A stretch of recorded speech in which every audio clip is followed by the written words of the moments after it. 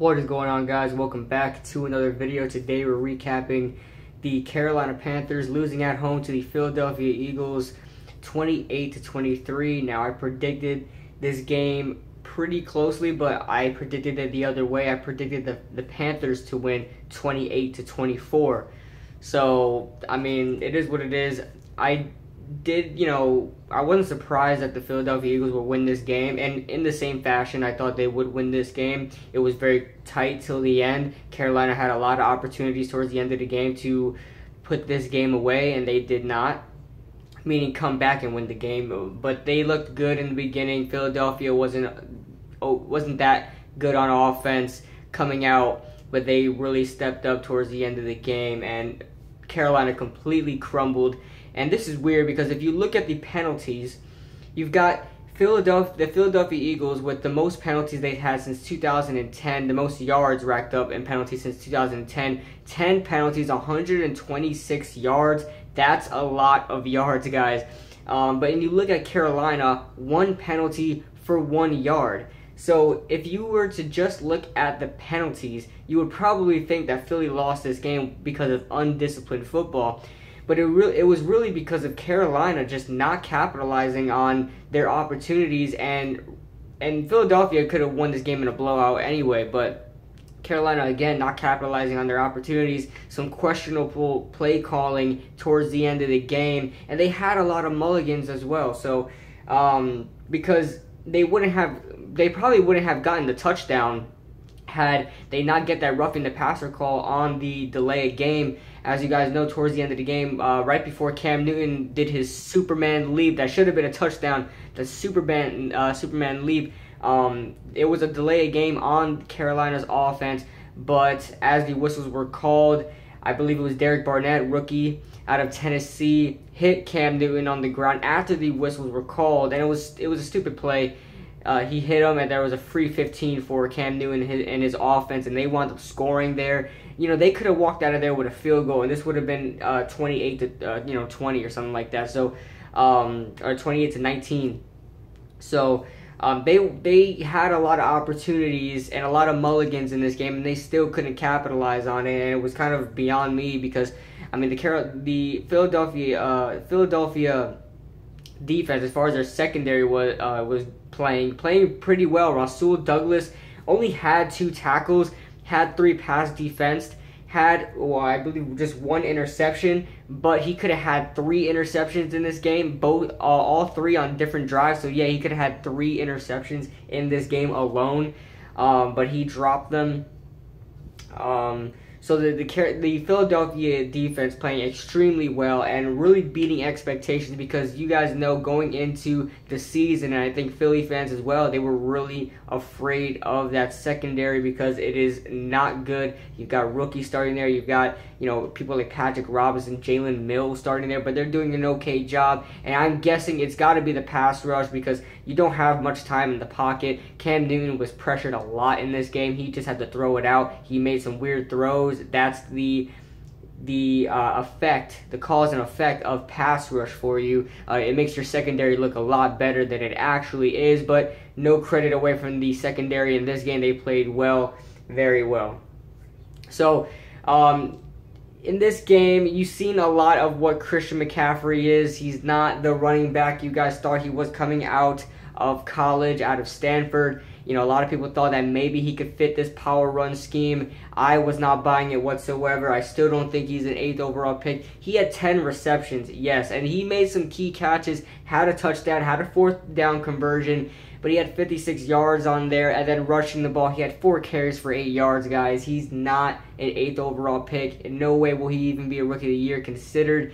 I mean, I think Carolina really screwed up their draft pick here. I think they could have went, if they wanted to go running back, go a different running back in the later rounds. That could have been Deontay Foreman was a great option for them. They could have had that. He definitely fits their power run game. Kareem Hunt.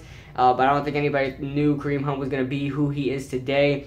Joe Mixon, whatever it is, they really screwed up by getting Christian McCaffrey. It does not fit their scheme whatsoever. They try circling their offense around Christian McCaffrey, and you've seen it in this game. A lot of plays were designed for him to get out and create space on the sideline for Christian McCaffrey, but it worked to a degree. But he had 56 yards on 10 catches. I mean, it was okay, but it was like, is it top 10 pick worthy? I mean, not really.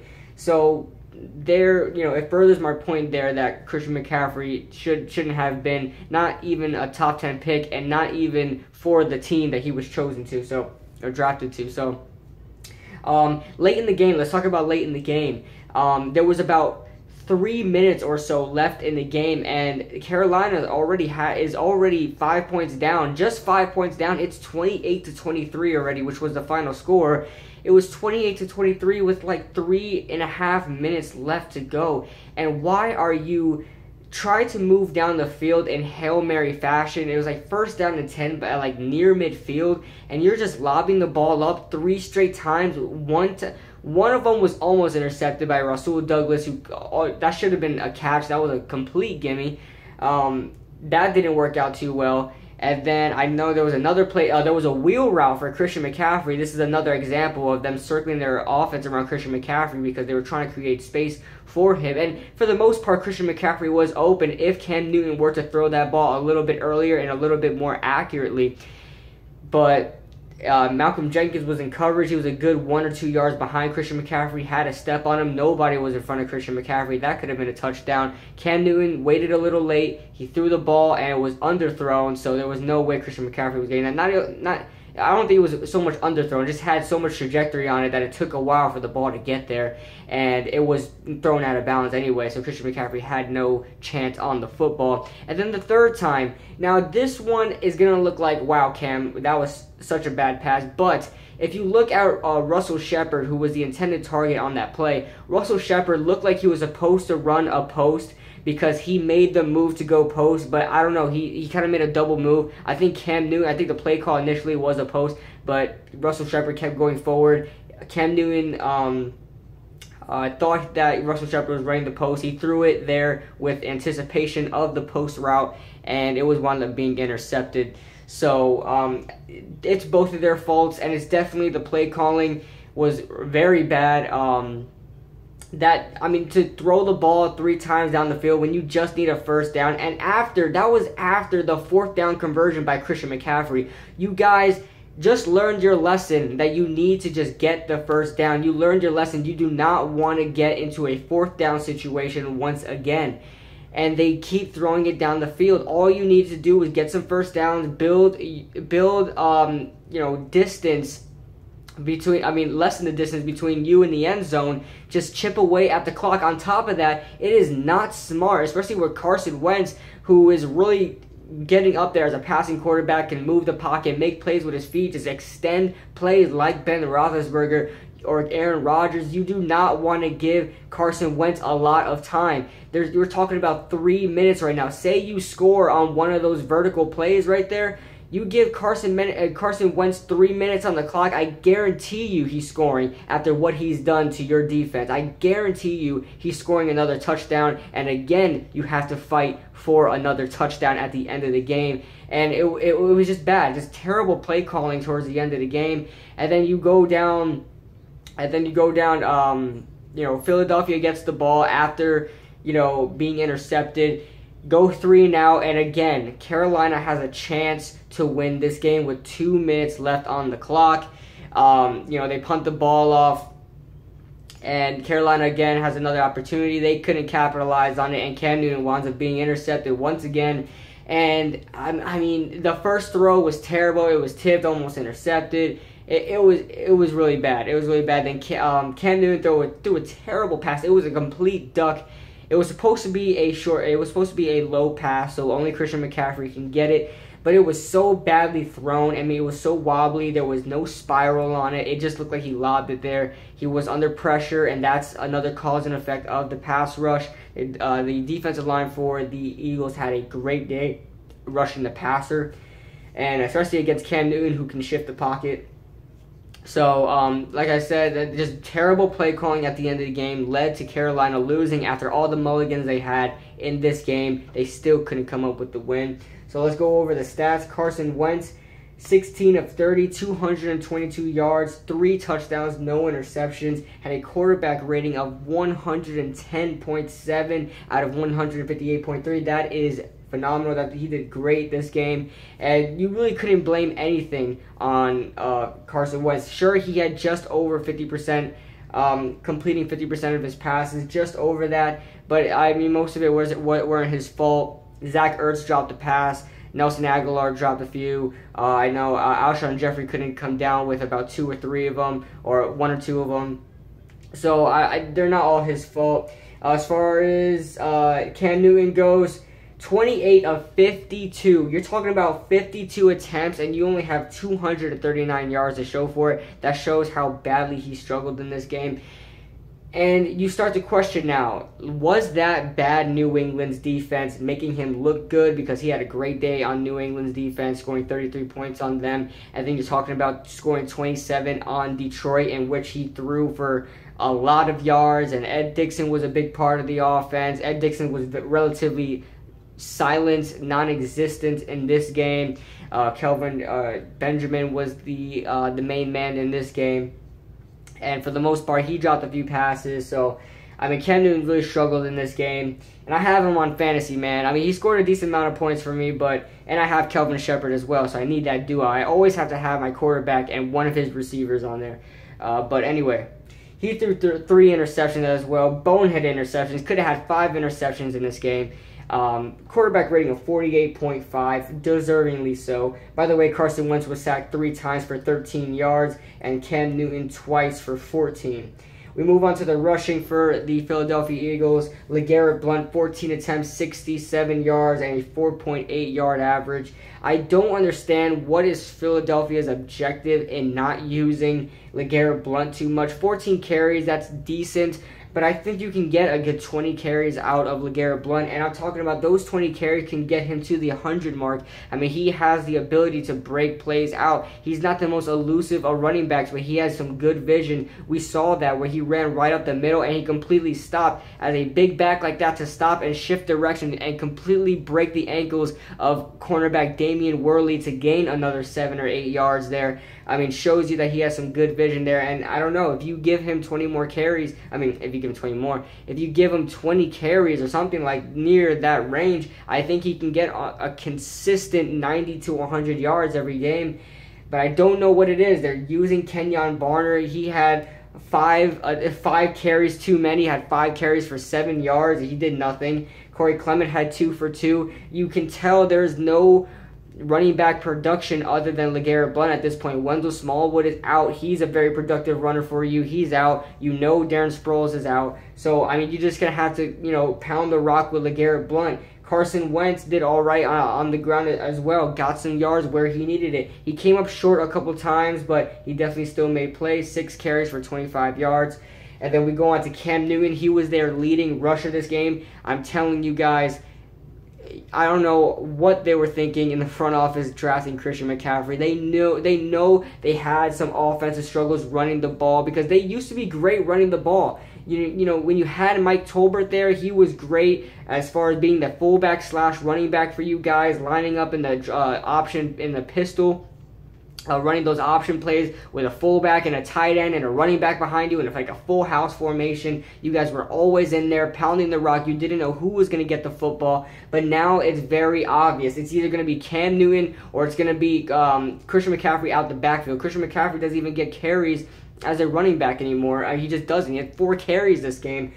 And Curtis Samuel, he's a hybrid, but he had 1 carry for 8 yards.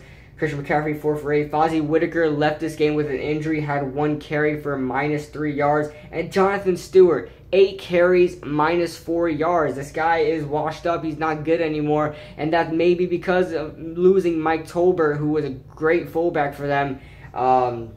They needed Mike Tolbert back, definitely. And like I said, back in 2015, when they had a historically great rushing offense where even the quarterback was, contributing in the run game, That was because you didn't know who was going to run the ball. You had a quarterback who could run the ball. You had a couple running backs who could run the ball, Jonathan Stewart, Fozzie Whitaker, and then you had Mike Tolbert, the fullback, who could also run the ball. So you didn't know who was going to run the ball, in that 2015 season during Cam Newton's MVP season. You didn't know who was going to run the ball there.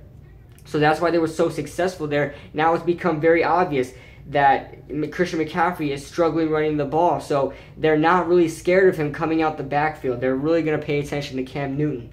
So we move on to Philadelphia receiving. Alshon Jeffery, 4 receptions, 71 yards. Could have had a little bit more yards, had a couple drops in this game.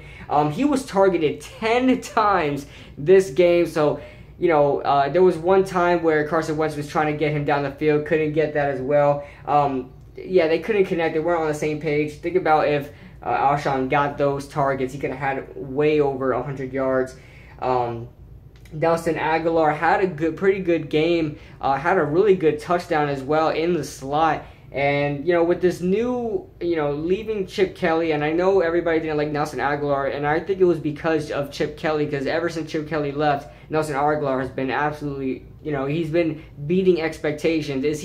Is he living up to the first-round pick kind of role? Not really, but he is definitely a good slot receiver for you guys. That speed, you can't coach speed. If you can catch the ball and you could run, that's good enough. And he did that down the seam for the touchdown in this game. Mac Hollins, he left with an injury late in the game. It's sad because it didn't really matter. He was trying to down the ball, something like that. I kind of missed the play there, but I saw afterwards that, it sucks, man, to have an injury when it didn't really matter. Because I at this point, you knew Carolina was going to lose this game.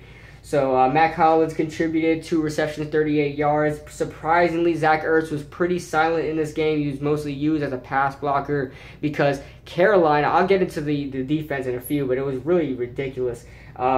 Marcus Johnson, 1 reception, 16 yards. Had a good reception on a comeback route. They didn't use him after that. They didn't really need to. None of the other receivers are important, so let's go on to Carolina. Kelvin Benjamin, 9 receptions, 99 yards, which sucks because I need all the points I can get, guys. I need all the points I can get. I needed that extra point. I needed Kelvin Benjamin to get to 100 yards in my fantasy team, but it's whatever. Kelvin Benjamin caught 9 of 13 targets. That's pretty impressive. And on top of that, he had like 2 drops. So Cam Newton and Kelvin Benjamin are a really good duo as far as the quarterback and wide receiver kind of duo. And Kelvin Benjamin made some highlight catches in this game, so congrats to him. Christian McCaffrey, 10 for 56 and a touchdown. Devin Funchess, I wanted to see him used more. He's definitely coming up as a wide receiver, definitely coming up as a number 2 option for Cam Newton. Had a good sideline pass in this game that was under review, and toe drag swag, it was complete. I wanted him to get some more touches in this game. I mean, he was targeted a couple times, 9 times to be exact, only had 3 receptions, but I wanted to see him get some more opportunities. Egg Dixon was completely silent, 4 receptions, 36 yards, completely silent compared to what he did last week. We go on to the fumbles. Kenyon Barner fumbled it, and I don't understand. This could have been a turning point in the game. Kenyon Barner kind of gets a little... flustered or whatever because the gunner ran down the field and he runs into Kenyon Barner just a little bit to make him nervous, just a little bit to make Kenyon Barner nervous and kind of not know what's around him, of his surroundings. He wasn't aware of his surroundings, so he was kind of looking for the ball and kind of reached out for it. Didn't really go with his chest for it, kind of reached out for it and kind of try to catch it with his hands. And with punt returns, you don't really want to catch it with your hands too much. You want to catch it, secure it into your chest. He didn't do that. He was trying to catch it with his hands. He wasn't aware of his surroundings. He winds up muffing the ball.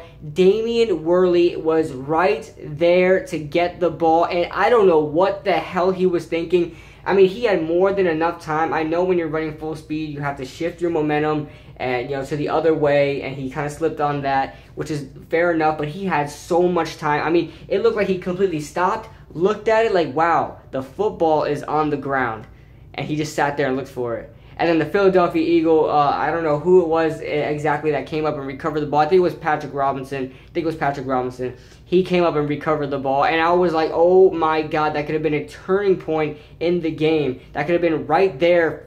Carolina will be knocking on the door to score another touchdown. And from right there, from that play on, the momentum completely shifted to the Philadelphia Eagles side. And it wasn't the same after that. So, I mean, another mulligan that Carolina had. Another mulligan. That ball was literally sitting on the ground for about 2 or 3 seconds before Damian Worley was like, wow, that's a football and it's on the ground. I don't understand. It's whatever. Christian McCaffrey fumbled the ball on a punt return, but he wound up recovering it pretty quickly. That was pretty amazing how he recovered that pretty quickly, but that could have wound up bad for Carolina as well. We go on to the defense. Wow, did the Philadelphia defense really come out to play? They're coming in as the number 2 rush defense in the league, and they showed that today. Completely shut down Carolina's run game. Michael Kendricks, a staggering 17 tackles, 12 of them being solo, 1 tackle for loss. Nigel Bradham had himself a game, stopping the run and handling Cam Newton whenever he got out the pocket. Definitely noticed Nigel Bradham out there. 10 tackles, 7 of them solo, 2 pass defense, and 1 tackle for loss. Rodney McLeod had himself an interception, I believe. Unless that one was called back. We go into the interceptions right now. Patrick Robinson had himself 1. Jalen Mills had 1. And Rasul Douglas had 1. So, great play by the secondary. Great play by the front 7. All around, that Philadelphia defense really balled out. Looking like the best defense in the NFC East right now. And that's something that nobody really saw coming. They knew that maybe they had a top 5 front 7, but never did we think that Philadelphia would have a top 5 defense, and not even Philly fans thought that. But they're definitely showing out this year. Mike Adams was the highlight of the Carolina defense, along with some other players too that I'll get to. We had Mike Adams stopping the run a lot, 8 tackles. Shaq Thompson really doing well in pass rush situations and in coverage. Shaq Thompson, what a great player he is. James Bradberry had a really good game locking up Alshon Jeffery. You look at those 4 receptions out of 10 targets, it was James Bradberry that really broke up a lot of those passes. A lot of those were streaks, a lot of those were goes and on the outside, and James Bradberry was there to knock the ball away. And Luke Kuechly left this game. He had another concussion. That sucks, man. He's one of my favorite players to watch. What a player Luke Kuechly is, and he's going to miss some time with a concussion. That's his 3rd concussion in 3 years. So that sucks. Not Damian Worley, Daryl Worley, that's his name. Anyway, he's garbage.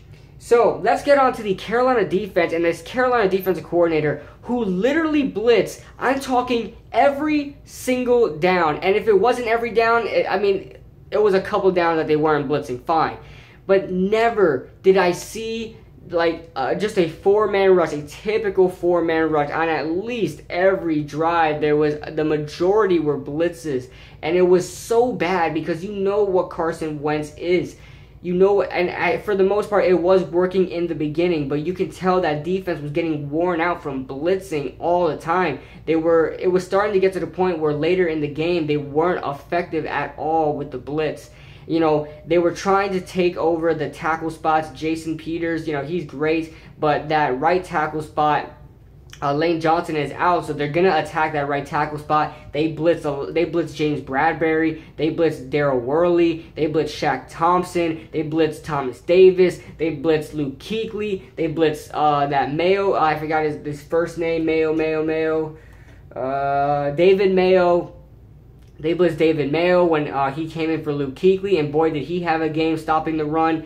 And they blitz everybody, guys. They blitz everybody. In the beginning of the game, it was working because they were attacking the tackle. They were overloading the tackle spots, and they were completely getting some good pressure and forcing a close in the pocket from for Carson Wentz, and he was getting shut down in the beginning. But you can tell this Carolina defense, you blitz so many times that you know how to attack the blitzes. Carson Wentz really got used to it afterwards. He was kind of poised in the pocket, started throwing in the spots where the defenders were blitzing from, and he started doing a good job on that. But I mean, that's just that's a knock on the defensive coordinator right there. I mean, you can't blitz that many times with a quarterback like Carson Wentz. You have to just allow your secondary to do what they do. They were doing a fine job for the most part. They were doing what they can for all the blitzers you guys had. Not only was that, it wasn't just a 5-man blitz, like a typical 5-man blitz. They were blitzing 6 or 7 guys sometimes, and it was just bad because you just had one-on-one coverage with all the receivers.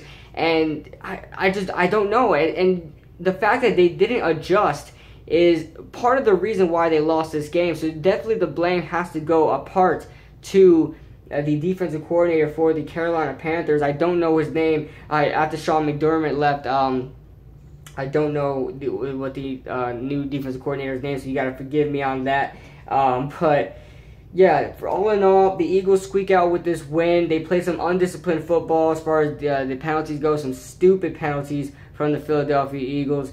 Carolina had every opportunity in the world to win this game. I'm not so much upset that Philadelphia won this game because, I mean, the Giants have no chance in the NFC East anyway. Don't really care, but the fact that I got this game wrong because I'm trying to build up in that sports fan entertainment pick'em league. Not only that, I'm trying to get just once. These games are so hard to predict now, and I'm surprised that not a lot of people voted for Philadelphia to win. I would think it would be more of a split decision type game. I went on the side of Carolina, so did everybody else. Didn't really see a lot of people picking Philadelphia in this game, but yeah, I don't know who's playing next. Who's playing who next? Let's get right on to that. So Philadelphia plays the Redskins for the second time this year, and they may be going for the sweep, and it looks possible right now, but they got to be careful with the Washington Redskins, who have had their number for quite a long time now. They got the win early on this year, but we'll see what happens next week. Then we go on to the Carolina Panthers at Soldier Field. This could be a game that they lose because Soldier Field has been a good place for the Chicago Bears playing at home. They played some good football there. They just barely lost to the Atlanta Falcons and beat the Pittsburgh Steelers there, 2 top teams in the NFL.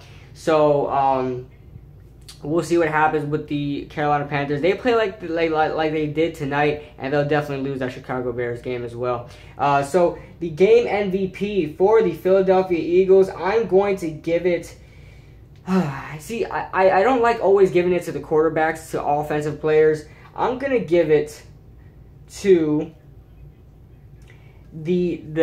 just the front 7 of the Philadelphia Eagles. The game MVP goes to the front 7 of the Philadelphia Eagles. All 7 of those guys, they did great rushing the passer, stopping the run, just making Cam Newton flustered in the pocket, and a great job by that front 7 for the Philadelphia Eagles. And my At Least You Tried award would have to go to, let's see, who really had a great game for Carolina?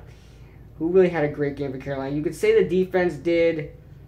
At Least You Tried award. I'm going to give it to James Bradberry because I don't think anybody really played fantastically well. I mean, Kelvin Benjamin played well, but he had some drops in this game. He didn't get in the end zone either. So I'm going to give it to James Bradberry because I know Alshon Jeffery had 71 yards, and I don't think they were all on James Bradberry. But he for the most part did a pretty good job on Alshon Jeffery, who's a really big wide receiver. So I'm going to give it to him. The At Least You Tried award goes to James Bradberry, cornerback of the Carolina Panthers. And with all that being said, the Philadelphia Eagles are 5-1 now. Who would have thought that would happen? They played 4 of their 6 games on the road, and they're 5-1. So think about when they play their home games. It's going to be scary to see. And Carolina falls now to 4-2. Still, I believe, leading the NFC South. I believe so. Don't quote me on that because I think they're still leading in the NFC South. So all that being said, I'll see you guys in the next video for the next recap.